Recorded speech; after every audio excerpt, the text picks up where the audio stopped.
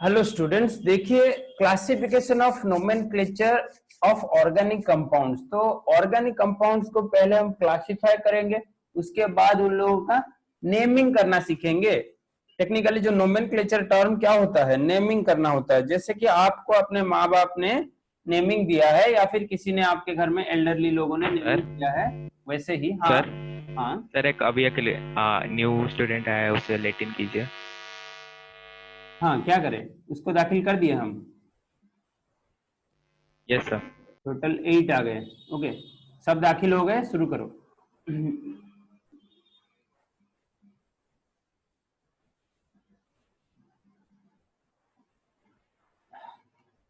अभी देखो, हमने टेंथ में क्या पढ़ा था।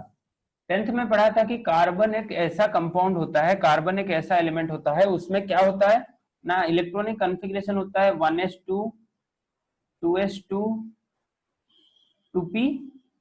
कितना होता है कार्बन के नंबर ऑफ इलेक्ट्रॉन्स, कितने? 6। तो 1s2 2s2 2p6। तो इसका मतलब क्या, कार्बन के वैलेंस सेल में 4 इलेक्ट्रॉन है, हाँ कि नहीं? कार्बन के वैलेंस सेल में 4 इलेक्ट्रॉन हैं। तो इन 4 इलेक्ट्रॉन्स को वो क्या कर सकता है ऑक्टेट रूल में पहुंचने के लिए? आइदर वो 4 को 8 करेगा या फिर 4 को 0 करके डुप्लेट स्टेट में पहुंचेगा। यही तो है ऑक्टेट रूल। ऑक्टेट रूल याद है कि नहीं? कोई भी कंपाउंड स्टेबल होने के लिए अपने वैलेंस सेल में 8 इलेक्ट्रॉन होना जरूरी है। अगर कार्बन किसी के साथ कंपाउंड बनाता है तो उसके वैलेंस सेल में उसको 8 इलेक्ट्रॉन चाहिए, नहीं तो वो कंपाउंड स्टेबल नहीं रहेगा। ऐसा नहीं कि कार्बन नहीं बनता, बनता है बट स्टेबल नहीं रहेगा। तो क्या करना है हमें कि कार्बन को आइदर आप 0 स्टेट में ले जाओगे, मतलब कार्बन के +4 ऑक्सीडेशन स्टेट को निकालोगे, C+4, और आप निकाल सकते हो कार्बन के C-4 ऑक्सीडेशन स्टेट को। बट ये जो दोनों ही ऑक्सीडेशन स्टेट हैं, वेरी क्या है, डिफिकल्ट टू अचीव। जैसे कि कार्बन +4 बनाने के लिए आपको कार्बन में से 4 इलेक्ट्रॉन रिलीज करना होगा, -4 इलेक्ट्रॉन्स करना होगा, माइनस है ये। ओके, और अगर आपको कार्बन -4 बनाना है तो उसमें 4 इलेक्ट्रॉन ऐड करना होगा, 4 इलेक्ट्रॉन ऐड करना होगा। ये आपको पता है कि नहीं है? तो ये दोनों ही काम बहुत ही डिफिकल्ट है। उसका आयनाइजेशन एनर्जी वैल्यू हमने पहले ही पढ़ रखा है। कार्बन का आयनाइजेशन एनर्जी वैल्यू बहुत ही हाई होता है। तो 4 इलेक्ट्रॉन किसी भी स्पीसीज से निकालना या फिर उसको 4 इलेक्ट्रॉन डोनेट करवाना, उसमें डालना बहुत ही डिफिकल्ट होता है हम लोगों के लिए। तो कार्बन क्या करता है ना, एक दूसरा रास्ता अपनाता है। वो रास्ता कौन से रास्ता है ना, कैटेनेशन का रास्ता है।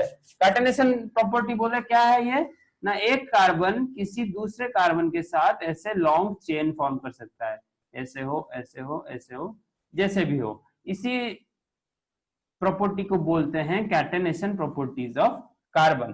तो आपने जब नया नया पढ़ा होगा ऑर्गेनिक केमिस्ट्री 9th और 10th में, तभी आपको कैटेनेशन प्रॉपर्टी ऑफ कार्बन के बारे में एक बहुत ही बड़ा लेक्चर दिया गया होगा, याद कीजिए।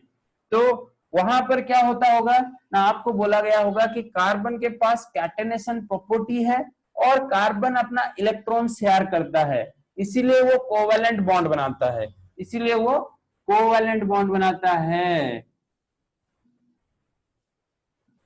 तो कोवेलेंट बॉन्ड के बारे में हमने अभी अभी फ्रेशली बॉन्डिंग चैप्टर में पढ़ा है। कोवेलेंट बॉन्ड क्या होता है, कैसे बनता है। तो बेसिकली जो भी नहीं पढ़े हैं उनके लिए ये है कि शेयरिंग ऑफ इलेक्ट्रॉन से बनता है covalent bond. Sharing of electron से बनता है कोवेलेंट बॉन्ड। तो बेसिकली कार्बन का सर यूज क्या है ऑर्गेनिक केमिस्ट्री में? सर ऑर्गेनिक केमिस्ट्री जो होता है ना, वो basically carbon and it's compounds होते हैं। जो आपने 10th लेवल में देखा होगा कि एक टॉपिक था आपका कार्बन एंड इट्स कंपाउंड। तो मैं रिलेट करके चल रहा हूं, जैसे कि आपको नहीं लगे कि ये पूरा स्कूल लेवल से कई डिफरेंट चीज है, ऐसा कुछ नहीं, कुछ डिफरेंट नहीं है। आपने जो पढ़ा है बस हम उसी पे ही थोड़ा ज्यादा डेवलपमेंट कर रहे हैं अभी आपका 11th और 12th में। और आप अगर एंट्रेंसेस के लिए जाओगे आगे प्रिपेयर करने, तो ये आपको आगे और भी हेल्पफुल रहेगा। तो यहाँ पर तो आपको सारे क्वेश्चंस करवा रहे हैं हम, जितने भी क्वेश्चंस आ सकते हैं पॉसिबल एग्जाम्स में, सारे क्वेश्चंस हम यहाँ पर करवा रहे हैं। तो आपको कोई दिक्कत नहीं रहेगा अगर आप किसी भी एंट्रेंस में बैठते हो या फिर कोई भी बोर्ड एग्जाम देते हो, तो आपको दिक्कत नहीं रहेगा, सीबीएसई हो सीएचएसई हो कुछ भी हो। तो देखो यहाँ पर, तो ब्रांच ऑफ केमिस्ट्री वेयर हम क्या पढ़ते हैं ना, ऑर्गेनिक केमिस्ट्री क्या होता है, ब्रांच ऑफ केमिस्ट्री वेयर हम पढ़ते हैं large number of carbon and it's compounds, but यहाँ पर हम इंक्लूड नहीं कर सकते किसे, कार्बन डाइऑक्साइड, और एक कंपाउंड था कार्बन का, ओके याद आए तो बताऊंगा। अभी हम इन सब कंपाउंड को इंक्लूड नहीं करेंगे, पर बाकी जितने कंपाउंड है वो सब हैं ऑर्गेनिक कंपाउंड। तो ये ऑर्गेनिक कंपाउंड क्या पहचानने के लिए पहला थ्योरी क्या था, पहले बताए थे इस वाइटल फोर्स थ्योरी ने बताया, बर्जेलियस ने ये वाइटल फोर्स थ्योरी दिया था, और इसमें उन्होंने बताया कि जो ऑर्गेनिक कंपाउंड है वो एक ऐसे सुपर नेचुरल फोर्स से ड्रिवन होके बनता है भाई, सुपर नेचुरल फोर्स आ गया यहाँ पर, ऐसे सुपर नेचुरल फोर्स से ड्रिवन होके बनता है जो कि सिर्फ प्लांट्स और एनिमल्स में है, और हम लैबोरेटरी में ह्यूमन ये लोग सिंथेसाइज नहीं कर सकते ऑर्गेनिक कंपाउंड। बट इसी थ्योरी को एक डेथ ब्लो कब मिला, मतलब इस थ्योरी का क्लोजिंग कब हुआ ना, 1828 में, जब एक साइंटिस्ट थे फ्रेडरिक हुलर, उन्होंने अपने लैब में अमोनियम सियानेट से पहला ऑर्गेनिक कंपाउंड यूरिया बनाया। जो लैब सिंथेसाइज्ड पहला ऑर्गेनिक कंपाउंड है उन्होंने बनाया यूरिया। तो ये यूरिया बनाने के लिए उन्होंने क्या लिया था ना, अमोनियम सियानेट लिया था, जो बेसिकली उसको हीट किया हाई टेम्परेचर में, तभी अपना यूरिया बना, तो इन लोगों में बॉन्ड बन के। तो ये बेसिकली डिस्कार्ड करता है वाइटल फोर्स थ्योरी को, मतलब वाइटल फोर्स थ्योरी बोलता था कि ऑर्गेनिज्म में जो कंपाउंड है जो कि हम लैब में सिंथेसाइज नहीं कर सकते उन लोगों को हम ऑर्गेनिक कंपाउंड बोलते हैं। अब पर यहाँ पर हमें कॉन्ट्राडिक्शन मिला कि भाई ऑर्गेनिक कंपाउंड वो कंपाउंड्स होते हैं जिनको हम लैब में भी सिंथेसाइज कर सकते हैं। बट मॉडर्न प्रैक्टिस में ऑर्गेनिक केमिस्ट्री का डेफिनेशन बदल के क्या हो गया ना, organic chemistry is defined as the study of compounds of carbon, okay, while the study of the rest of the elements is under inorganic chemistry. तो यहाँ पर जो लोग अभी तक ऑर्गेनिक और इनऑर्गेनिक में डिफरेंस नहीं समझते थे उनको यहाँ पर समझा दिया गया कि कार्बन और उसके बहुत सारे लार्ज नंबर ऑफ कंपाउंड्स के स्टडी को हमने ऑर्गेनिक केमिस्ट्री के अंडर रखा, बाकी जितने भी एलिमेंट्स हैं उन लोगों के कंपाउंड को स्टडी को हमने इनऑर्गेनिक केमिस्ट्री में रखा। पर जो लैब में सिंथेसाइज करने वाला फंडा है वो हम ऑर्गेनिक केमिस्ट्री को भी कर सकते हैं और इनऑर्गेनिक कंपाउंड्स को भी सिंथेसाइज कर सकते हैं। बट अभी मैं जो बता रहा था कुछ ऐसे कार्बन के कंपाउंड हैं जिनको आप ऑर्गेनिक केमिस्ट्री में इंक्लूड नहीं कर सकते, जैसे कि ये लोग carbon monoxide, potassium cyanate, potassium cyanide, calcium carbonate, calcium carbide, carbon dioxide, ये सब इनऑर्गेनिक केमिस्ट्री में जाते हैं। कार्बन का दो साइड है भाई, उसका ऑर्गेनिक साइड भी है और इनऑर्गेनिक भी है, तो यहाँ पर ये लोग सब इनऑर्गेनिक केमिस्ट्री में जाएंगे। अभी आपको मैं ऑर्गेनिक और इनऑर्गेनिक केमिस्ट्री में कुछ बेसिक डिफरेंस जो होते हैं, हम क्या क्या बेसिक डिफरेंस यूज करते हैं ऑर्गेनिक और इनऑर्गेनिक केमिस्ट्री में, ये देखेंगे। अभी organic molecules basically covalent molecules होते हैं और इनऑर्गेनिक मॉलिक्यूल्स बेसिकली आयनिक मॉलिक्यूल्स होते हैं, जैसे कि KCl हो, K+Cl-।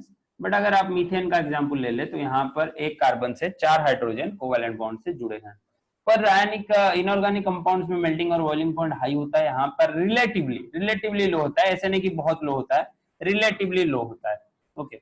Divided into hydrocarbons, alcohol, ether, aldehydes, ketone, carboxylic acid etcetera etcetera, ये different groups of organic compounds हैं जिनको हम फंक्शनल ग्रुप के बारे में आगे पढ़ेंगे और पहचानेंगे।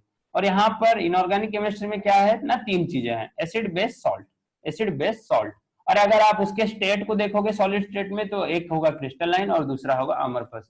सर क्रिस्टलाइन सॉलिड का नाम क्या है, जैसे कि आप लोगों ने देखा होगा कि कुछ सॉलिड्स अगर हम हाथ में रखें तो वो हमें रफ लगते हैं, जैसे कि आप एक चीनी का या फिर नमक का क्रिस्टल देखते हो तो उन लोगों को आप हाथ में घिसोगे तो वो रफ लगेंगे, तो उन लोगों को हम बोलेंगे क्रिस्टलाइन इनऑर्गेनिक सॉलिड, जो कि सोडियम क्लोराइड है। और अगर आपको अमरफस इनऑर्गेनिक सॉलिड चाहिए तो वहां पर अगर आप हाथ रख दोगे वो बिल्कुल आपको पाउडर जैसा स्मूथ लगेगा, जैसे कि पॉन्ड्स पाउडर जैसा, ओके। तो उस सबको बोलेंगे हम अमरफस कंपाउंड्स। तो अगर आप लैब में आओगे कभी, मेरे साथ मिलने का मौका मिलेगा तो मैं आपको दिखा दूंगा कौन सा कंपाउंड अमरफस होता है और कौन सा क्रिस्टलाइन होता है, और आप लोग उसे अपने हाथों से ही जान सकते हो, बेयर हैंड्स में मत यूज करना, थोड़ा ग्लव्स पहन लेंगे भाई। और यहाँ पर सॉल्युबिलिटी ऑफ वाटर इज लो। हाँ बेटा। सर एमरफस टचिंग मतलब स्किन के कांटेक्ट में कैसा फील होगा? अमरफस बिल्कुल आपको पाउडर जैसे फील होगा, बट क्रिस्टलाइन सॉलिड आपको हाथों में रफ फील होगा, जैसे कि आप एक क्रिस्टल या फिर क्यूब पकड़ रहे हो, पर अमरफस सॉलिड बिल्कुल आपको पूरा पाउडर जैसा, पॉन्ड्स पाउडर जैसा फील होगा, समझ रहे हो? पाउडर कैसा लगता है अच्छा। आपको, पूरा स्मूथ लगता है कि नहीं? वहां पर आपको एक एक पाउडर के क्रिस्टल और दूसरे पाउडर के क्रिस्टल को पहचान पाओगे? नहीं पहचान पाओगे। पर अगर आप हाथ में नमक रखोगे तो आप डिस्टिंक्टली देख पाओगे, एक नमक के क्रिस्टल को आप अलग रख पाओगे, दूसरे नमक के क्रिस्टल को आप अलग रख पाओगे, हाँ कि नहीं? तो उस सबको बोलते हैं यहाँ पर क्रिस्टलाइन और अमorphous। और ये देखो, solubility in water is low whereas organic solvent में सॉल्युबिलिटी हाई होता है। बेसिक बात है। वाटर क्या है? एक पोलर प्रोटिक सॉल्वेंट है।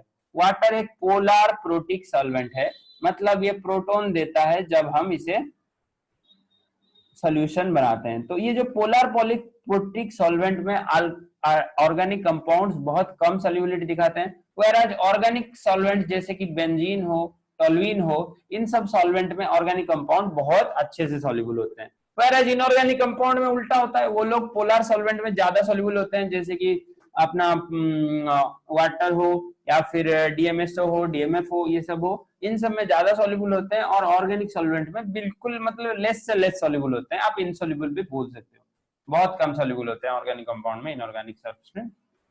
और यहाँ पर आपको आखिरी पॉइंट मिला है कि ये लोग हाई फ्लेम में वोलाटाइल होते हैं और ये लेस वोलाटाइल होते हैं। इन लोगों को आप लेस वोलाटाइल बोल सकते हो, इनऑर्गेनिक कंपाउंड को, और आप ऑर्गेनिक कंपाउंड्स को बोल सकते हो हाईली वोलाटाइल और फ्लेमेबल। ये सब उनका बेसिक डिफरेंस या फिर कैरेक्टरिस्टिक्स है। अब टेट्रावैलेंसी ऑफ कार्बन के बारे में हमने बात किया था। क्या होता है ना, कार्बन होता है अपना जनरल ऑक्सीडेशन स्टेट, वो क्या होता है 1s2 2s2 2p2।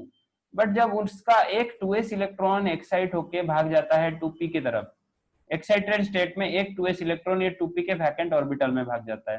तो ये जो चारों ऑर्बिटल देखो अभी हाफ फिल्ड है। तो हमने वेस्पर थ्योरी पढ़ा है पहले। तो अगर आपको ऐसे कुछ ऑर्बिटल दिखते हैं और आपका अप्रोचिंग कोई लिगेंड है, बाहर से आ रहा है बॉन्ड बनाने, तो इन सबको मिला के आप हाइब्रिडाइजेशन बना सकते हो। इन सबको मिला के आप हाइब्रिडाइजेशन का कॉन्सेप्ट लगा सकते हो। अगर हाइब्रिडाइजेशन का कॉन्सेप्ट लगाओगे तो एक एस और 3p मिलके क्या बनाएंगे, 1s और 3p मिलके sp3 हाइब्रिडाइजेशन बनाएंगे। 1s और 3p मिलके sp3 हाइब्रिडाइजेशन बनाएंगे। तो यही है टेट्रावैलेंसी ऑफ कार्बन, जो कि बेसिक रीजन है ऑर्गेनिक कंपाउंड बनाने का, या फिर कार्बन का इतना सारा कंपाउंड बनाने का। तो आपको क्या पता था भाई सुमित? मैंने बताया था टेट्राहेड्रल में, सॉरी sp3 हाइब्रिडाइजेशन में क्या स्ट्रक्चर होता है, टेट्राहेड्रल स्ट्रक्चर होता है। तो ऐसे एक कार्बन सेंटर में रहेगा और चार बॉन्ड ऐसे एक टेट्राहेड्रल के चारों एंगल की तरफ, चारों एजेस की तरफ चार बॉन्ड लगे रहेंगे। ओके। तो यहाँ पर शेप ऑफ कुछ ऑर्गेनिक कंपाउंड्स के शेप जानने के लिए हमें पहले उनका हाइब्रिडाइजेशन पहचानना पड़ेगा। जैसे कि अगर मुझे थोड़ा एम्प्टी स्पेस चाहिए, यहाँ पर हम साइड में थोड़ा चलते हैं।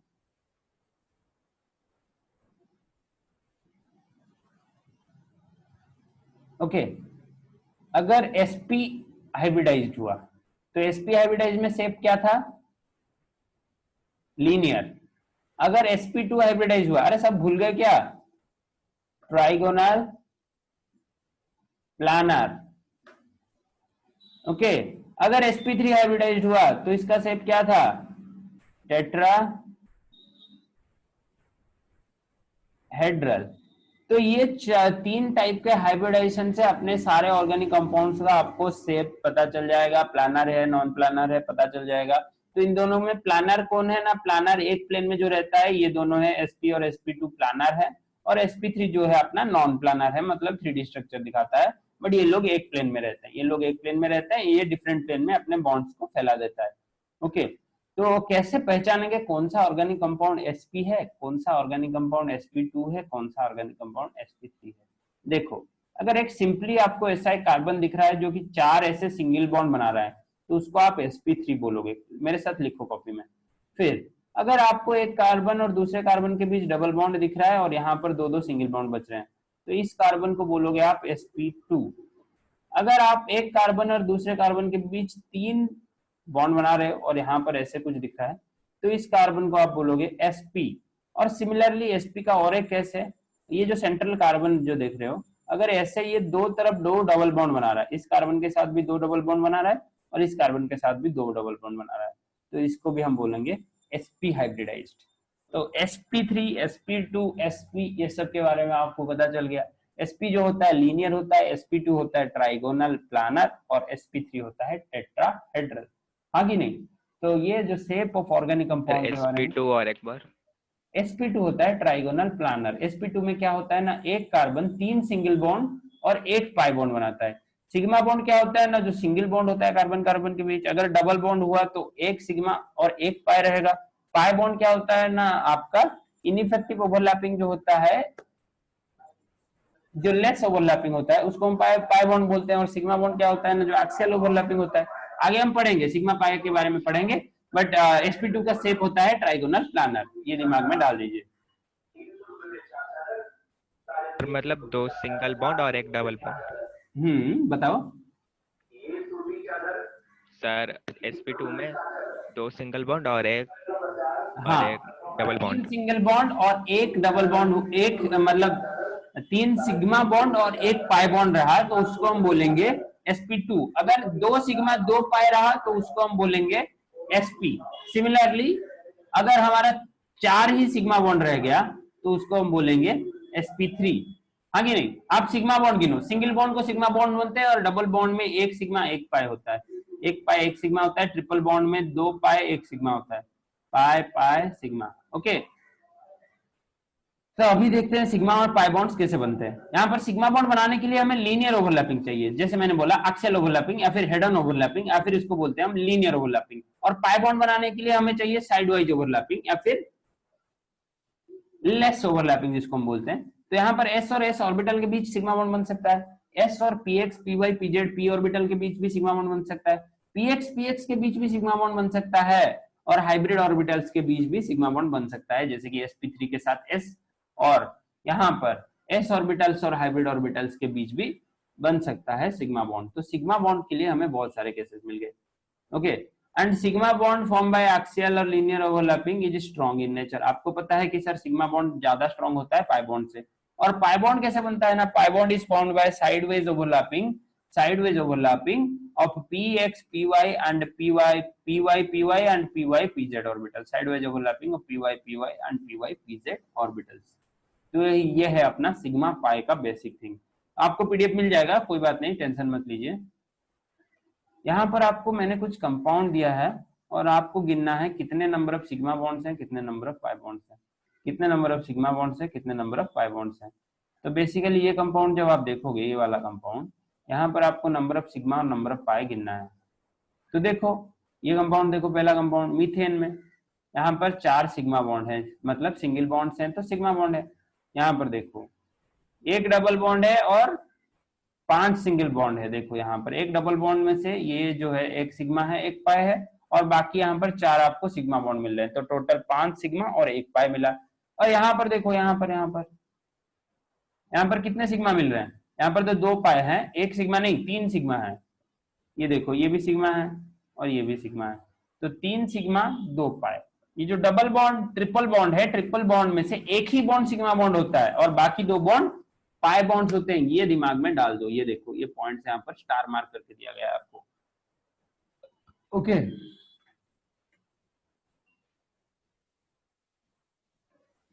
फिर कुछ एग्जांपल्स देखते हैं। जैसे कि यहाँ पर आप बिल्कुल आपको ये दिख सकता है, क्या दिखोगे यहाँ पर कि ये जो नाइट्रोजन और कार्बन के बीच सर ट्रिपल बॉन्ड है। तो ट्रिपल बॉन्ड है मतलब मुझे पता है कि सर 2 पाई बॉन्ड्स होंगे ट्रिपल बॉन्ड में और एक सिग्मा होगा, और बाकी बेसिकली मुझे सारे सिंगल बॉन्ड को गिनना है। तो यहाँ पर देखो आगे आपको 5 सिग्मा बॉन्ड और 2 पाई बॉन्ड्स। सिमिलरली ये वाला कंपाउंड देखो, इसको हम बोलते हैं कीटीन। ओके, इस वाले कंपाउंड में देखो 2 पाई बॉन्ड्स और 4 सिग्मा बॉन्ड्स। बेसिकली यहाँ पर हमें मिल जाता है इजीली। बट कुछ कंपाउंड्स के स्ट्रक्चर ऐसे होंगे जिसको आपको उसके दूसरे फॉर्म में कन्वर्ट करना होगा, तो उन सारे स्ट्रक्चर को हम क्या बोलेंगे, देखो structural representation of organic compounds. ये बहुत ही बेसिक पार्ट है हमारा, इसको मैंने यूट्यूब में भी कवर किया है। मैं आपको आज वो दोनों वीडियो का लिंक फिर से भेज दूंगा, जो नहीं देखे हैं उसको जाके विजिट कीजिए, जो नए स्टूडेंट्स हैं तो उन सबको जाके फिर से देखिए। और ये रिवीजन क्लास में मैं आपको इसलिए थोड़ा जल्दी बता रहा हूँ। और यहाँ पर देखिए कंप्लीट स्ट्रक्चर फॉर्मूला। अगर आपको किसी भी कंपाउंड का स्ट्रक्चर लिखना है तो आप बेसिकली अगर बिगिनर हैं, मतलब 11th में है या फिर 12th में शुरुआत कर रहे हैं, तो आप पूरा कंप्लीट स्ट्रक्चर लिख देना भाई। ये इथेन, इथीन, इथाइन का एग्जाम्पल दिया गया है, तो आप पूरा कंप्लीट स्ट्रक्चर लिख देना। जैसे कि मुझे सारे बॉन्ड्स को खोल के दिखाना है। इथीन में मैंने ये कार्बन हाइड्रोजन बॉन्ड को दिखाया है, यहाँ पर इथाइन में भी दिखाया है, और ये देखो कंडेंस्ड फॉर्मूला में उसी कार्बन हाइड्रोजन बॉन्ड को मैंने छुपा दिया है। मैंने सिर्फ सिंपली लिख दिया CH3 इथीन में लिख दिया CH2 double bond CH2, ethyne में लिख दिया CH double bond triple bond CH, but मैंने ये जो कार्बन और हाइड्रोजन के बॉन्ड्स को नहीं दिखाया। तो आपको कंप्लीट स्ट्रक्चर और कंडेंस्ड स्ट्रक्चर में पता चला, कंप्लीट स्ट्रक्चर में आपको कार्बन हाइड्रोजन का बॉन्ड नहीं दिखाना है, और कंडेंस्ड स्ट्रक्चर में कंप्लीट स्ट्रक्चर में आपको दिखाना है, कंडेंस्ड स्ट्रक्चर में कार्बन और हाइड्रोजन का बॉन्ड आपको नहीं दिखाना है। तो ये बेसिक कंसेप्ट है अपने स्ट्रक्चरल रिप्रेजेंटेशन का। और क्या स्ट्रक्चर है भाई हमारे पास, एक है बॉन्ड लाइन स्ट्रक्चर, मतलब यहाँ पर आपको कार्बन को भी नहीं दिखाना है, यहाँ पर आपको कार्बन को भी नहीं दिखाना है। ब्यूटेन में क्या होता है, 4 कार्बन होता है, तो एक कार्बन एक डॉट को रिप्रेजेंट करता है। यहाँ पर हाइड्रोजन और कार्बन किसी को नहीं दिखाना है, और एक हाइड्रोजन, यहाँ पर 3 हाइड्रोजन लगे होंगे, यहाँ पर 3 हाइड्रोजन लगे होंगे, 2 हाइड्रोजन लगे होंगे, यहाँ पर 2 हाइड्रोजन लगे होंगे, और यहाँ पर 3 हाइड्रोजन लगे होंगे।